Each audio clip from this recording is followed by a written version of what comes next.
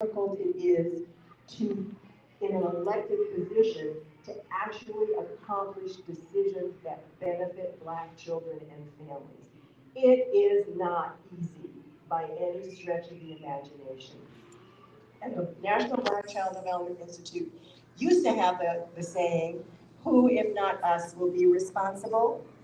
Holly has always taken that responsibility seriously and to heart and worked every day to make sure that she is responsible for Black children and families. She actually has an indelible mark on her arm. She's got courage tattooed on her wrist so that she can always be reminded of that very awesome responsibility for improving the lives of Black children and families. So, and we probably all have individual stories about how she's done that. But I'm going to spend just a little bit of time talking about some of the things she has accomplished, because she is also very worthy of being a pillar of the Black community, because in fact she is.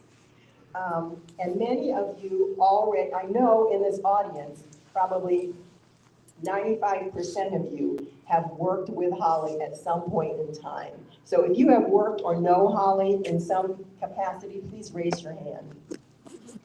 For those of you who aren't in the room, who are live streaming, that's just about everybody in here. So the things I'm going to say mostly are for you, live stream people, but also for some of you who don't know the full story about Holly. I'm going to try to just do some highlights. So she started her career in Sacramento, being an advocate for the Western Center on Law and Poverty, advocating to end hunger, to end poverty. And then she went to work for the very venerable Senator Diane Watson, who represented this district in the California State Assembly. But most of you in the room probably know Holly for being the CEO of Crystal Stairs. Well, I was honored to be a co-founder of Crystal Stairs, and I take all credit for hiring Holly to be our first vice president. And I knew she was special when I hired her, and I was delighted that Crystal Stairs Board of Directors went on to appoint her to be the first CEO of Crystal Stairs that didn't have the energy of founding Crystal Stairs, but she had the energy to keep Crystal Stairs growing and doing great things. When she took on Crystal Stairs was the 19th largest nonprofit founded after 1969 in the United States. It was a very big organization and still is. And Holly took on that responsibility and did it wonderfully. And in fact, one of her visits to Sacramento with Crystal Stairs child care parents and providers to advocate for appropriate funding for early childhood education was when Holly decided that she needed to be an elected official, because the elected officials that were there were just not taking care of business. So Holly made that determination way back then, and as they say, the rest is history. She spent a decade in the California legislature, shepherding through 90 pieces of legislation, one of which, of course, returned the child care funding to the state budget. Woo-hoo. She became the first African American to chair the very powerful Senate Budget Committee. And through the Senate Budget Committee, she led the state of California through 3 consecutive budgets, totaling more than $200 million, of which $1 billion was for early education. In addition to that, she did other wonderful things, like ending life sentences for children,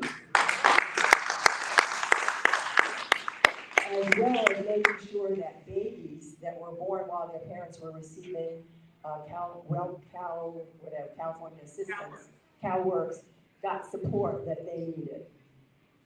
absolutely monumental. But probably those of you live streaming have heard of the Crown Act.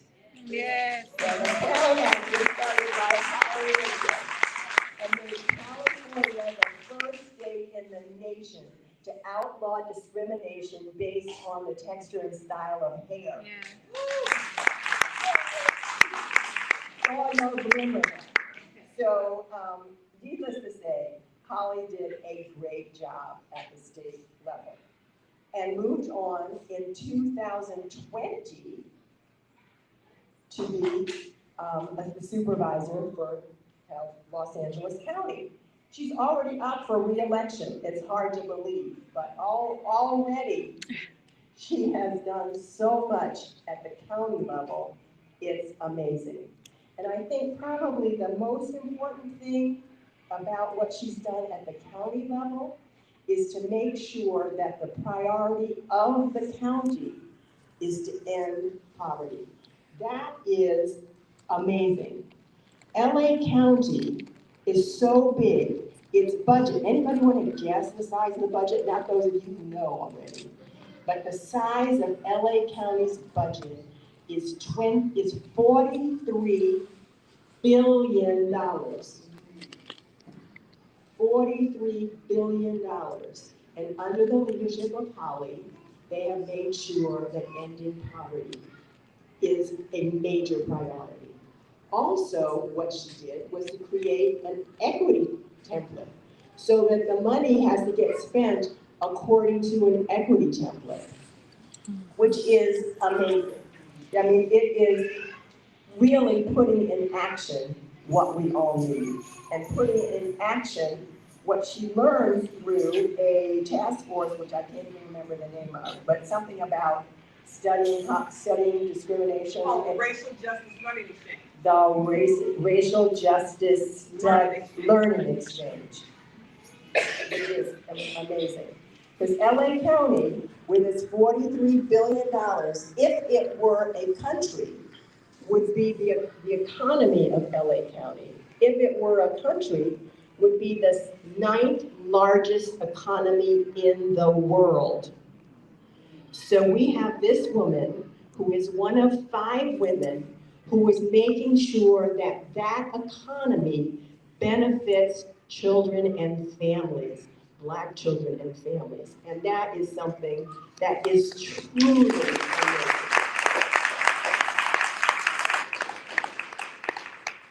So it really is difficult to imagine anybody that can be a stronger pillar for the Black community than the honorable and worthy Holly J. Mitchell. So I think Valeria is going to actually give Holly the award.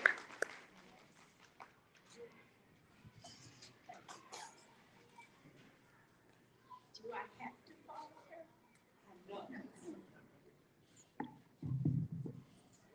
Well, we cannot add a whole lot to that, but we could. We could. And, well, maybe, but maybe not. You know, it was such a pleasure for us to recognize our own. Sometimes we're slow to do that, but however, Honorable Mitchell has been so much help to us. And 20 years ago, and we're going to do it again soon, we had the national conference. And so we had so much help and support from our community. And I want to just interject that one of the things that we do as Black people is we always include our religious faith in whatever we're doing. And so today I am happy to say, I'm just going to take, what do those attorney people say, a sidebar or something? Yeah, I'm going to take a privilege. And I am going to, Bruce keeps telling me to up the microphone. So I will. I am going to ask and recognize Holly's church, Holman United Methodist Church, and our minister who is here to support her and all Black children and their families. So, Reverend Dr. Walsh. And if we have other religious leaders, I would like to recognize them. And I'm going to recognize you anyway. So that's that. I just want to know that what can you give such a lady? I mean, who has, I'm going to say everything. So, in order to try to do this right, I'm going to read. Okay. Okay. In appreciation to Holly J. Mitchell, Los Angeles County Supervisor, 2nd District, my district, for your tireless effort and work on behalf of Black children and families. It is our goal of the National Black Child Development Institute, Greater Los Angeles, to ensure that you, Supervisor Nathan, take a full day of sheer relaxation, rejuvenate, and recharge. You only need to give us your fulfillment you only need to give us your fulfillment wishes and the date and the care and everything will be taken care of by your affiliate. Now, just a little bit, we know. What would she do with another certificate? Where would she put another trophy? So, we hope that this is going to be something. All arrangements within necessary restrictions will be taken care of by our affiliate. Our sincere thanks for helping with the celebration of the National Black Child Development Week at Baldwin Hills Elementary School.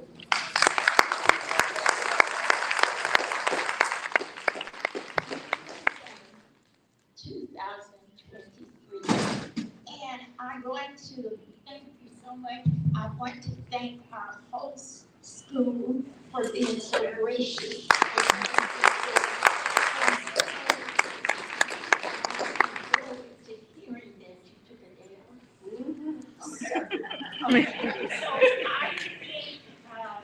We have a bag right there, gentlemen.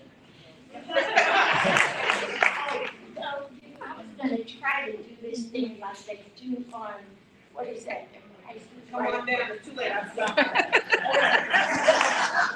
That's my day of rest in it. I have another bag that's coming up from the audience.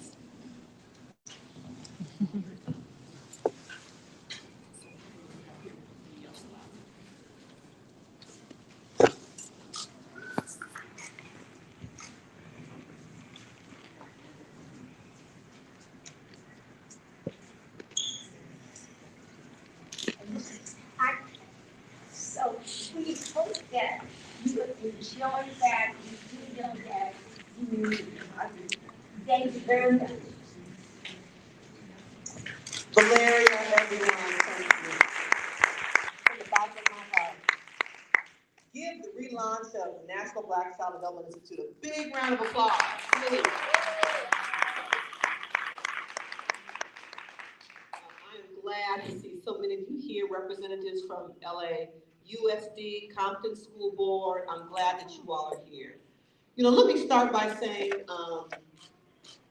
I quote Crystal Stairs' experiences almost as much as I like quote my mother, because she had a lot of quotables, or my godmother. But I often talk about what my Crystal Stairs experience poured into me. Everything from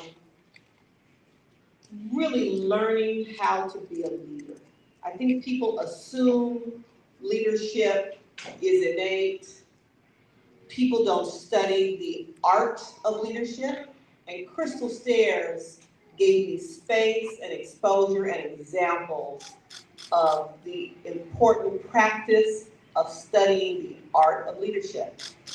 Crystal Stairs also allowed me to practice leadership because I did lead Crystal Stairs during some difficult times when the state did cut that budget and had to do layoffs and look people in the eye who were being laid off, but look people in the eye who were still there and say, tomorrow the lights will still come on.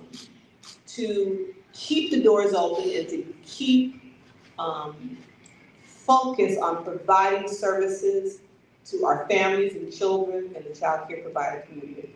So you, all of you, have no idea the impact you had on my life and the impact that experience had on my policymaking. My parents met as eligibility workers working for LA County. So I grew up with this orientation, thinking about the families we served at Crystal Stairs every day is what drives what I do. My staff can tell you, it frames the work we do as a team. And so to do poverty alleviation work at the legislature, to come to the county and say, we're gonna make this an initiative of the county to make it a priority, is because of my exposure and experience and all that you all taught me. And so from the bottom of my heart, I thank all of you.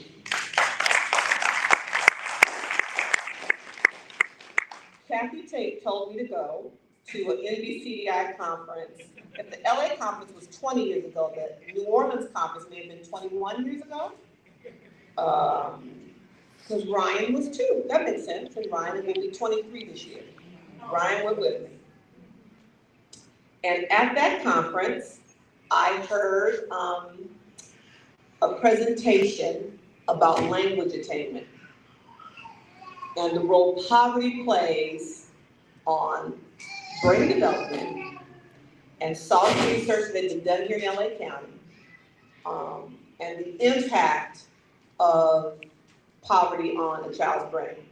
And we saw their trajectory. If you enter preschool knowing X number of words versus your more fluent classmate, how that impacts your ability to thrive. And that presentation and the notes I took from that presentation 21 years ago followed me to the state legislature and helped inform me introducing the bill around maximum family grant. It helped inform the creation of the In Poverty Now committee in the Senate that I co-chaired. It, again, informs the work we do with the county, because that was a concrete example for me of why NBCDI must continue to thrive and do the work you do every day to give Black children the opportunity they need to be successful. When I was running for this office, a young man who was actually an opponent, Jorge Nuno, leaned over next to me after I won the primary and said, Holly, if you win the general and if you go on and you win 2 more consecutive elections, you could serve 12 years at the board. So when you take office, there will be a young girl in South LA who'll be entering 1st grade. And by the time you leave, she will graduate from high school. Yeah. It hit me like that workshop 21 years ago. And that is framing all of our work on Team Mitchell. What can we do every day to make sure that county services are available for her in the 1st grade and throughout her academic experience to improve her trajectory by the time she graduates from high school? Think about it. Think about your own life. When I think about my life, my parents divorced when I was about 5.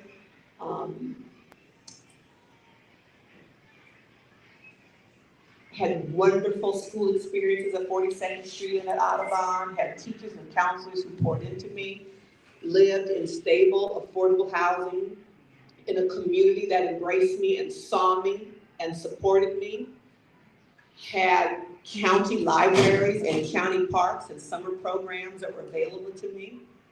So when you think about the role government can play, and did play perhaps in your life or not, I was fortunate to not have to experience out-of-home placement. I was fortunate to not be touched by the juvenile justice system. And there are children, Black children, who are touched by those systems. So as an agent of government at the county level, I am clear that my mission and my job and my responsibility is to make sure that those systems don't cause more harm than good. And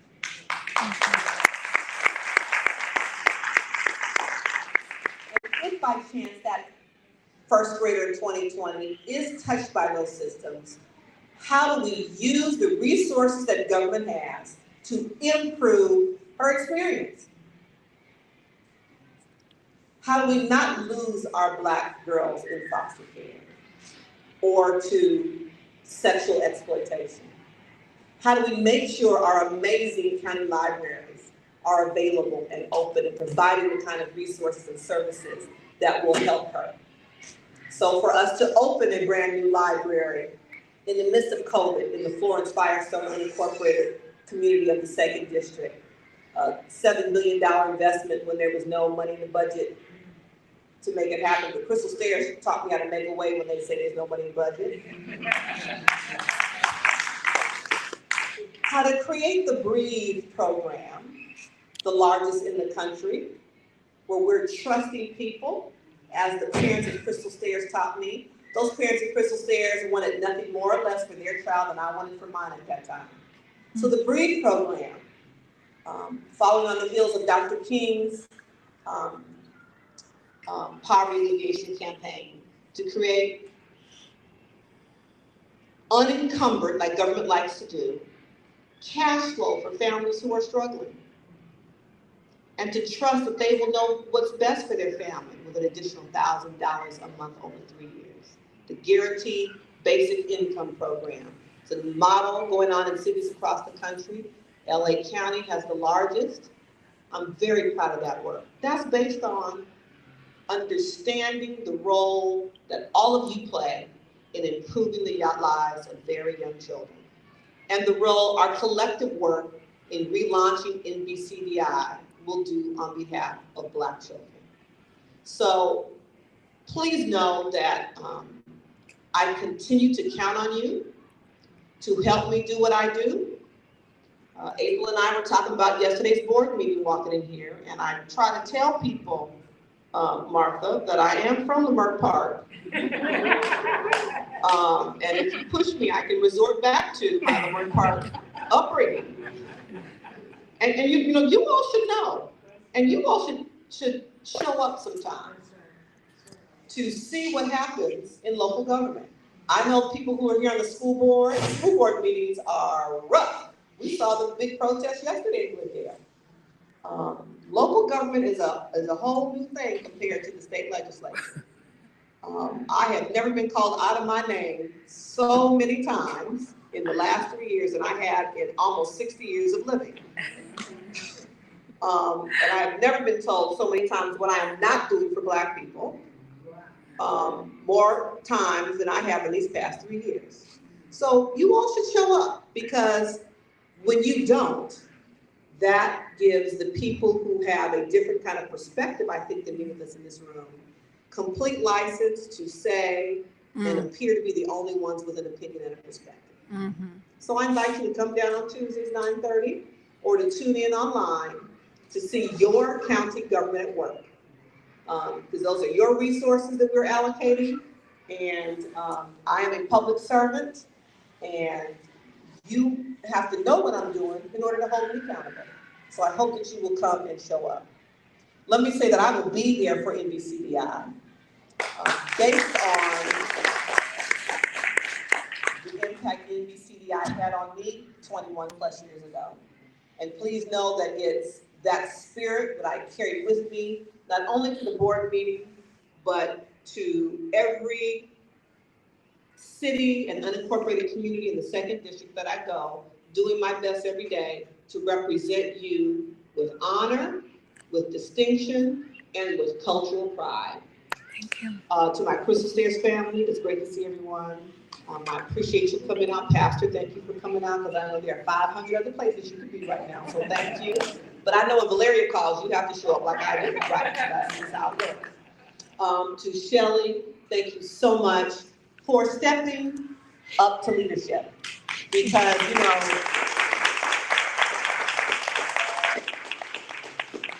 we as a community are very good in acknowledging sometimes the vacuum of leadership.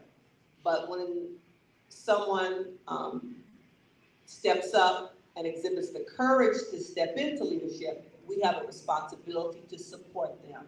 So know that I will have your back. Thank you very much. You have no idea how much I need my day of relaxation. When it might require something that you and Valeria weren't counting on, which means that you all may have to show up someplace and say, yes, I am Holly Mitchell, and I am here to deliver this speech, to allow me to have my day of rest. So if you get the call from the scheduler telling you to show up, show up. Thank you all very much, and congratulations.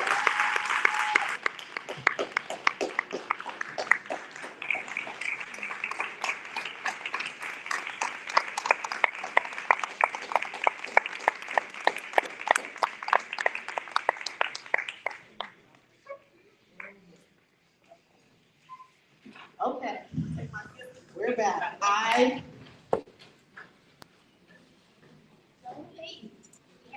Right. Oh yeah, no, we have something grand coming, and it involves children, so please stay to support them. Yes, and for Supervisor Mitchell. We have to move some things around quickly, but in the meantime, I'd like to share with you about the reimagining of the BCDI, BCDI Greater Los Angeles. So, yeah. Oh, okay, we need to pause for a moment because I need to get on.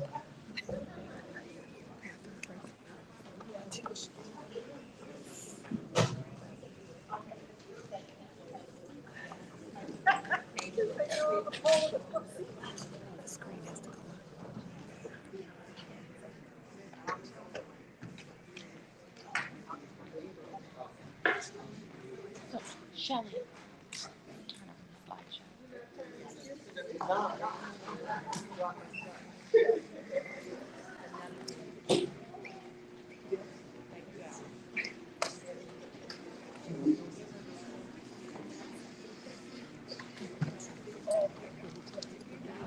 So while this is all happening, I'm going to speak, so at least you can hear me.